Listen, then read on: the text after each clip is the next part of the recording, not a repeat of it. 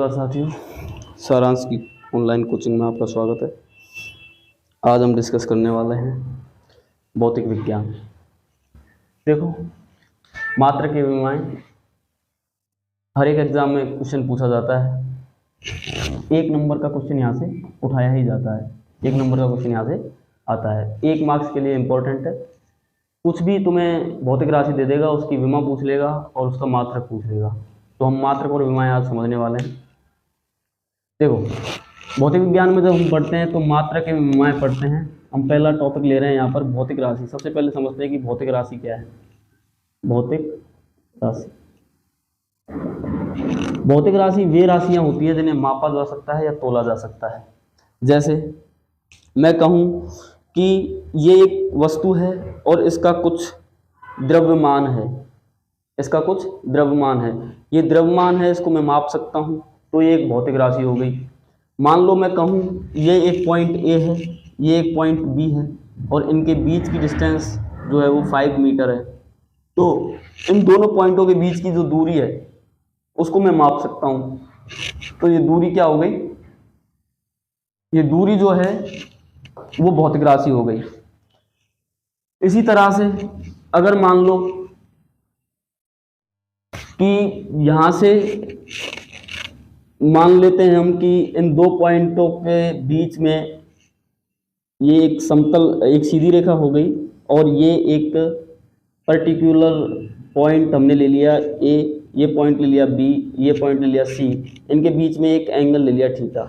ये एंगल जो थीटा है इसको हम माप सकते हैं। तो ये क्या है? आपके पास में एक भौतिक राशि है। लेकिन अगर मैं बात करूं कि इस रूम में जो प्रकाश है, उस प्रकाश को आप ना उसको माप सकते हो ना उसको आप तोल सकते हो, तो वो एक भौतिक राशि नहीं होगी। तो भौतिक राशि जो होगी, इसके लिए हम कहेंगे कि भौतिक राशियां वे राशियां हैं जिनको मापा जा सकता है या तोला जा सकता है। अब भौतिक राशियां जो होती हैं वो 3 प्रकार की होती हैं। भौतिक राशियां 3 प्रकार की होती हैं। एक होती है मूल राशि, मूल राशि। दूसरी होती है व्युत्पन्न राशि, व्युत्पन्न राशि। तीसरी होती है आपके पास में पूरक राशि, पूरक राशि। देखो, जब भी हम साइंस पढ़ेंगे तो साइंस में कोई भी चीज रटने की है नहीं। जब भी हम पढ़ेंगे कोई भी सब्जेक्ट हो, उसका पढ़ने का तरीका यही है कि सबसे पहले तुम नाम देखो। कोई भी टॉपिक पढ़ रहे हैं उसका नाम देखो। आधी चीजें तो नाम में ही मेंशन हो जाती हैं, नाम से ही समझ में आ जाती हैं। जैसे मूल राशि, मूल का मतलब होता है मुख्य, मुख्य। मूल का मतलब होता है जड़। व्युत्पन्न का मतलब होता है कि किन्हीं 2 चीजों से जो चीज उत्पन्न होती है उसको हम व्युत्पन्न राशि कहते हैं। पूरक राशियां जो किसी दूसरी राशि पर निर्भर करती हैं किसी न किसी फेज में। तो मूल राशियां वे राशियां हैं, ये वे भौतिक राशियां हैं जो किसी दूसरी राशि पर निर्भर नहीं करती हैं। मूल राशियों को परिभाषित करने के लिए आपको किसी दूसरे चीज की जरूरत नहीं है। जैसे अगर मैं कहूं कि किसी वस्तु का द्रव्यमान 5 kg है, किसी वस्तु का द्रव्यमान 5 kg है, तो इस द्रव्यमान को परिभाषित करने के लिए मुझे किसी भी दूसरी चीज का सहारा नहीं लेना पड़ रहा है। मैं कह रहा हूं कि इसका स्वाभाविक रूप से इस वस्तु का द्रव्यमान 5 kg है, 5 किलो है। दूसरा कहूं कि मैं किसी 2 पॉइंटों के बीच में, ये ए पॉइंट है और ये पॉइंट बी है, इन 2 पॉइंटों के बीच की दूरी जो है वो 5 मीटर है। इन दोनों पॉइंटों के बीच की दूरी को परिभाषित करने के लिए मुझे किसी दूसरी चीज को यूज में नहीं लेना पड़ रहा है। तो मैं कह सकता हूं कि ये जो इन दोनों पॉइंटों के बीच की जो दूरी है वो एक मूल राशि है। अगर मैं एक एग्जांपल और लूं और मैं कहूं कि इन वेग, जैसे मैं एग्जांपल लेता हूं वेग, तो वेग जो है इसको हम कहते हैं दूरी बटा समय, दूरी बटा समय। तो दूरी बटा समय जब हम इसको बोल रहे हैं तो इस वेग को परिभाषित करने के लिए हमें एक मूल राशि दूरी और एक मूल राशि समय, इन 2 राशियों की सहायता लेनी पड़ रही है। तो ये इन 2 राशियों से मिलकर बना है, इसलिए ये वेग जो है वो क्या कहलाएगी? व्युत्पन्न राशि कहलाती है।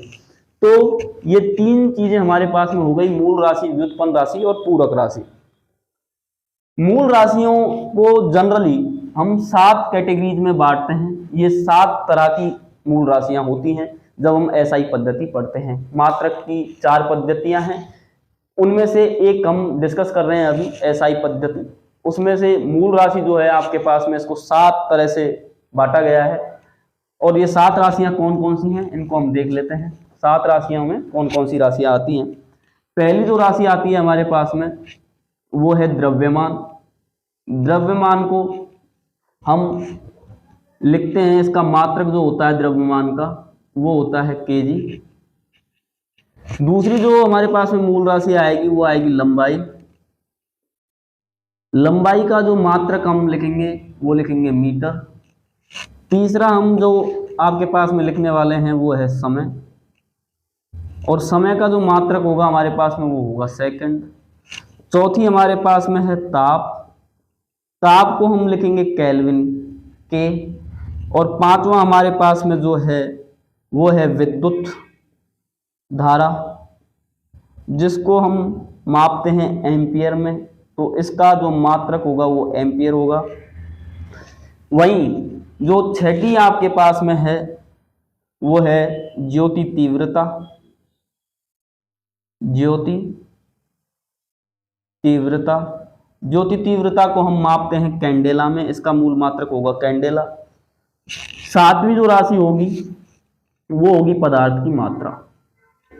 पदार्थ की मात्रा, और इसका जो मात्रक होगा वो होता है मोल। पदार्थ की मात्रा का मात्रक होता है मोल। अब दुनिया भर में जितनी भी भौतिक राशियां हैं वो इन्हीं 7 राशियों पर डिपेंड करती है। हम इन्हीं 7 राशियों की हेल्प से उनको परिभाषित करते हैं और उनका मात्रक बना लेते हैं।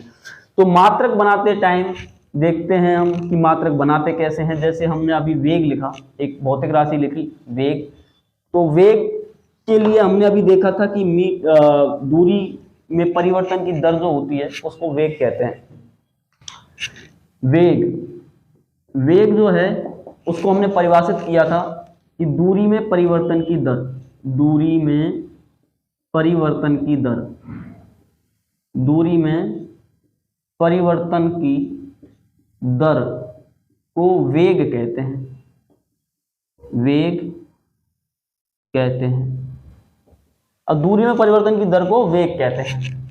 परिवर्तन किसके सापेक्ष में हो रहा है, जैसे ये एक पॉइंट है, ये एक पॉइंट है, पॉइंट ए और पॉइंट बी। यहां से कोई व्यक्ति जो है आपके पास में वो चलना शुरू करता है, यहां से वो इधर की तरफ चल रहा है। इनके बीच की दूरी आपके पास में मान लो 10 मीटर है, 10 मीटर है। अब ये क्या कर रहा है, ये व्यक्ति यहां से चलना शुरू करता है इधर की तरफ, तो क्या हो रहा है कि दूरी में परिवर्तन होगा। दूरी जो है आपके पास में ये ट्रेवल करता जाएगा। मान लो ये यहाँ के चलकर 1 मीटर चल चुका, तो 1 मीटर चल चुका, अब दूरी में परिवर्तन हो रहा है, बची कितनी, 9 मीटर। और मान लो यहाँ पर जो टाइम था वो वही मान लो 10 बजकर आपके पास में 10 सेकंड हो रहे थे। अब ये 1 मीटर चल गया 1 सेकंड में, तो अब यहाँ पर टाइम कितना हो जाएगा, 10-11 सेकंड हो जाएगा, 10:11 सेकंड हो जाएंगे। तो देखो दूरी में परिवर्तन हो रहा है और समय के सापेक्ष में हो रहा है। तो इस भौतिक राशि को हमने इस तरह से डिफाइन कर दिया कि जो दूरी में परिवर्तन हो रहा है समय के सापेक्ष में, उसी को हम वेग कहते हैं। अब वेग का हमसे मात्रक पूछ लिया जाता है कि वेग का मात्रक बताइए, तो वेग बराबर हो गया आपके पास में दूरी बटा समय। अब जैसा कि हमने अभी थोड़ी देर पहले ही देखा है कि जो दूरी है वो एक मूल राशि है, और दूरी का मात्रक हमने देखा था, दूरी का मात्रक क्या होता है, मीटर, इसको m से रिप्रेजेंट कर दिया। समय का मात्रक क्या होता है, सेकंड। तो इसका जो व्युत्पन्न राशि है वेग, ये डिपेंड करती है दूरी और समय पर, और इसका मात्रक हो जाएगा मीटर पर सेकंड। इसी तरह से अगर मैं दूसरी भौतिक राशि की बात करूं, त्वरण, तो त्वरण को कहते हैं, परिभाषित करते हैं त्वरण को कि वेग में परिवर्तन की दर को त्वरण कहते हैं। अब वेग में परिवर्तन कैसे होता है, मान लो वही एग्जांपल हमारा, जो व्यक्ति आपके पास में है कि ये पॉइंट ए है, ये पॉइंट बी है। मान लो ये जो व्यक्ति है यहाँ से चला, और चलते वक्त इसकी जो वेग है इसका वो है 1 मीटर पर सेकंड का। इसने कुछ दूरी ट्रेवल कर ली, ए से ये पॉइंट सी तक चला 1 मीटर पर सेकंड से, और इस पर्टिकुलर पॉइंट पे आने के बाद में ये व्यक्ति जो है अब अपनी वेलोसिटी को, अपने वेग को 2 मीटर पर सेकंड कर लेता है। तो इसने किया क्या है, इसने अपने वेग में परिवर्तन किया है, इसने वेग में परिवर्तन किया है इस पर्टिकुलर पॉइंट पे जाके। मान लो ये टाइम लिया हमने 10:10 का, और अब ये सेकंड हो गई अपने पास में 10:20 सेकंड। ये 10:20 पर अपने वेग में परिवर्तन कर देता है, अपने वेग को बढ़ा देता है 2 मीटर पर सेकंड से। तो ये जो वेग में परिवर्तन हो रहा है, जो समय के साथ में वेग में परिवर्तन हो रहा है, इसी को हम क्या बोलते हैं, त्वरण बोलते हैं। तो त्वरण क्या होगा हमारे पास में, वेग में परिवर्तन की दर, किसके साथ में परिवर्तन, किसके साथ में, समय के साथ में। तो वेग बटा समय। तो वेग की हमने अभी देखा कि मीटर पर सेकंड है, वेग का मात्रक हमने देखा मीटर पर सेकंड है, तो मीटर पर सेकंड डिवाइडेड बाय ये सेकंड आपके पास में आ जाएगा। अगर मैं इसको सॉल्व करता हूं तो ये लिखा हुआ है मीटर पर सेकंड गुणा 1 सेकंड, तो इसको हम लिख सकते हैं मीटर पर सेकंड स्क्वायर, मीटर पर सेकंड स्क्वायर। तो भौतिक राशि का अर्थ हमको पता होगा, तो हम जो 7 मूल राशियां हैं उनकी मदद से मात्रक जो है वो इजीली कैलकुलेट कर पाएंगे। और मात्रक का एक क्वेश्चन हमसे पूछा ही जाता है। जैसे अगली भौतिक राशि की बात करता हूं मैं, तो अगली भौतिक राशि जैसे मैं बोलता हूं बल। अब बल क्या है, बल क्या है, बल वह खिंचाव या धक्का है जो किसी स्थिर वस्तु को गतिशील अवस्था में ला देता है और किसी गतिशील वस्तु को स्थिर अवस्था प्रदान करता है। जैसे ये एक डस्टर है, मैं अगर इसमें पीछे से धक्का लगाऊं यहाँ पे, तो ये क्या हो रहा है कि यहाँ पे इसकी वेग जो है वो 0 है। अब इसने क्या किया, इस डस्टर का द्रव्यमान मान लो m है, इस डस्टर का द्रव्यमान m है। अब जैसे ही मैं धक्का देता हूं तो ये m द्रव्यमान का डस्टर एक पर्टिकुलर वेलोसिटी से आगे मूव करने लगा। मैंने इस धक्के को बढ़ा दिया, तो अब क्या हुआ आपके पास में, ये जो m द्रव्यमान की जो वस्तु है वो एक्सिलरेट हो गई, वह त्वरित हो गई।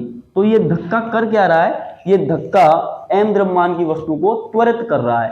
तो इन दोनों का गुणनफल, द्रव्यमान का गुणनफल त्वरण के साथ, यही बल कहलाता है। तो बल क्या है आपके पास में, F = m × a।